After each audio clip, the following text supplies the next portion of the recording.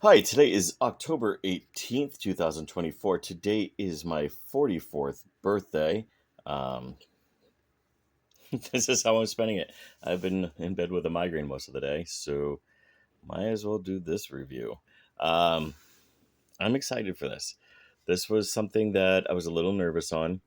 Um, it was a G.I. Joe Transformers collaborative last year that made me stop doing reviews for 4 or 5 months. And that was the Soundwave Thunder Machine figure. Nothing wrong, like the figure itself, like I love the robot mode and the Thunder Machine looks great, but the everything just kept popping off. And it made me so angry. I did like 3 days worth of trying to film it, and everything that could go wrong went wrong, and it literally made me quit. And so I didn't know if I was going to continue buying this line. That being said, I'm glad I did. Um, this is just a cool set.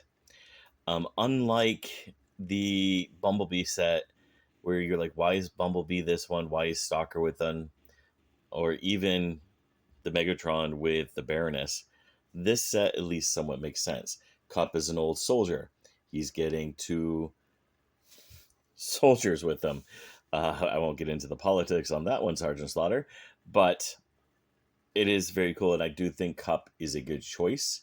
I think Ironhide probably would have been better, but I think Cup works because it's the second set of each group, so the second set of Transformers from season 3 and the second set of G.I. Joes from season 2, so it does kind of work. Let's go ahead and take a look at the packaging on these. We'll talk about these. We might go to review the Joe figures themselves. As far as this package goes, this is what to expect at this point. It's the same packaging as the rest. You have the G.I. Joe on one side, the Transformers on the other. It splits, it opens. Very nice box on the inside.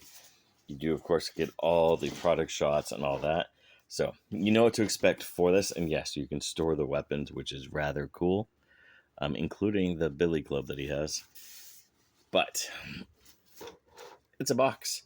I know you guys don't really care about the boxes, so let's go ahead and switch out the box and we'll talk about the figure. All right, so here we have the Triple T, a Cup, whatever you want to call them, in the vehicle mode. The Triple T, when I was a kid, was at the time we thought it was cool because Sergeant Slaughter was awesome. He was a real life guy who joined G.I. Joe. And it's like, oh, this thing is cool. Ooh, he fell off. But as an adult, you look at it going, oh my God, this is horrible. There's no protection for the driver. Yeah, it's supposed to make the Sergeant Slaughter look more badass. But he's literally in an open-faced tank with 2 small guns and 2 missiles only. And yeah, this comes from the season 2 G.I. Joe episode. So he's this incredibly strong, tough guy, whatever. But I do think they did a fantastic job on how this looks. And all of the G.I. Joe vehicles from this crossover line do look fantastic. I do think so. The only gripe I have is it is a panel former. You got to have everything lined up. If you pop one little thing out, the whole thing comes undone. And it's very cool because the only visible parts of the entire robot mode are the hands at the bottom and then the chest. But you're not really going to look at that much. If you're displaying this turned over sideways, I mean, more power to you, but just don't see a lot of people doing it. My brother got the Triple T for Christmas in 87 or 88. So, I mean, we did have this. I don't have it anymore. But, I mean, it does look cool. It does have wheels on the bottom, so it does roll. It does have the guns that move, the missiles that move. You do get the ports. And you do get this extra piece. This is not in the original, but it does have like a computer terminal, so you can have somebody stand up there and type, and it works in the robot mode as well. As that's the way that they suspend on, just like with the other figures in this line. So yeah, that's pretty much what to expect. It's a very good looking piece, and I do like the white. I hope it doesn't yellow, but yeah, and of course you can move this up and down, so you can attach classic stuff to it. Let's go ahead and talk about the figures. We're going to start with Leatherneck. And Leatherneck, as we see here on the card box, I mean, It's Leatherneck. He was introduced in season 2. He's basically the replacement for Gung Ho, even though, both characters were involved, but they were trying to push a new Marine character. His specialty, and they both have the same specialty of drill sergeants, which I think is kind of funny. Primary specialty is infantry, secondary is drill sergeant. Place of birth is Stromsburg, Nebraska. Leatherneck is an uncouth, opinionated, and overbearing, and he has no patience at all with the incisive, the lazy, and the dishonest. Not a man you can like, but one you can trust. I don't remember too much about Leatherneck from the cartoon. It's been years since I watched the second season. I do remember that he was extra growly. He had that rivalry with Wetsuit, the new Navy SEAL. But yeah, as we take a look at the figure here, it looks like a Leatherneck. It's a darker green than I think the original toy had. But, I mean, it looks good. The plastic definitely feels like it's 3D painted versus the hard plastic of the 80s. But you do still get the O-ring. You still do get the articulation that you expect. So, I mean, it's not bad. They are shorter than vintage G.I. Joe figures from what I remember. And I'll grab a vintage G.I. Joe character here in a minute just to show once I get Slaughter fully done. Let's lower the camera just a little bit here. But, I mean, he looks good. You get what you expect. You do get the thumbs here that I'm worried will eventually break, and the O-rings, which I know how to repair because I repair and sell them on eBay. But, yeah, it is what it is. And you can, like you saw on the package, store his equipment on here. I'm not going to. I'm going to be doing a review and transformation. I don't want to fiddle. We'll go ahead and talk about the next guy here, which is Sergeant Slaughter. And as you remember in my review of the classified figure, I have a love-hate relationship with Sergeant Slaughter. Now, he's introduced to be basically the new star in season 2. They make him this over-the-top, bombastic superhero. And of course, the actor wasn't really an actor, so his lines are basically him just screaming things. But, I mean, some great memorable quotes in the 86 movie. I mean, I don't dislike the character enough to hate the character. The whole second season of G.I. Joe is when it got weird and went all sci-fi. So again, another role, drill instructor. Specialty, infantry, drill instructor. Secondary specialty, survival trainer.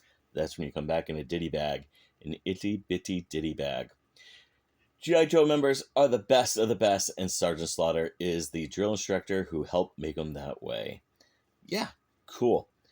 So let's go ahead and move this to the side here, and we'll take a look at Sergeant Slaughter. He does come with his trademark glasses. He does come with a hat that does not come off. He does come with his wand baton thingamajiggy. He's wearing a tank top. You do see the whistle painted on his chest. It's a cool figure. It's a great replica of the original figure, but again, it feels like it's more of a modern 3D painted plastic.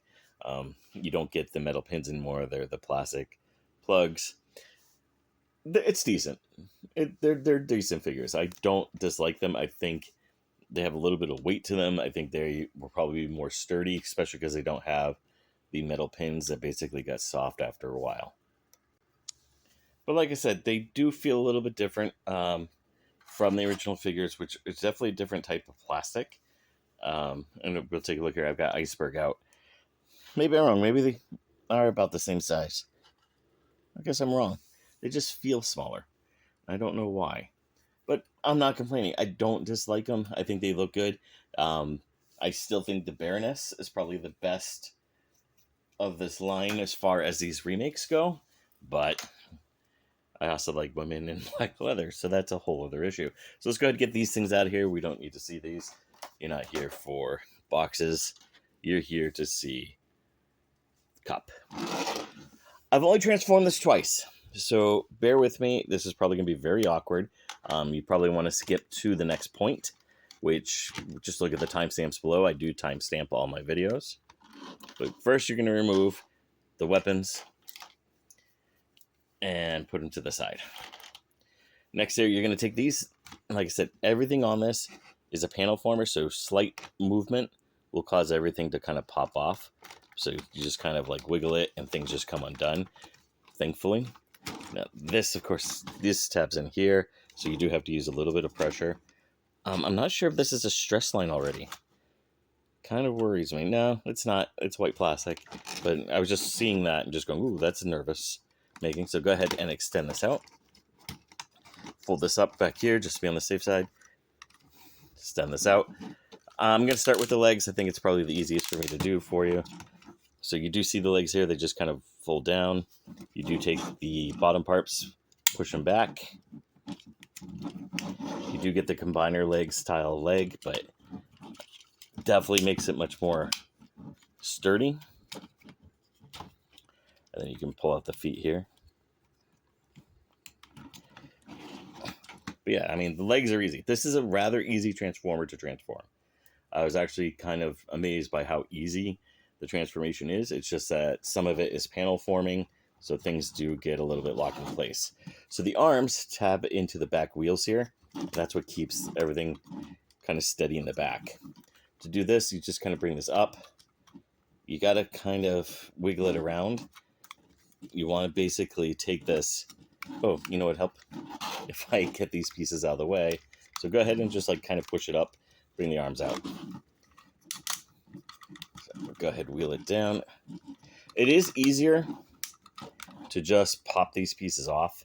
And when you take it out of the box, they're not attached anyways. They come off easy. It is easier sometimes to do that transformation without them already attached. But we'll just go ahead and just... All right, we'll do it. We'll do it anyways. Oh, seat popped off.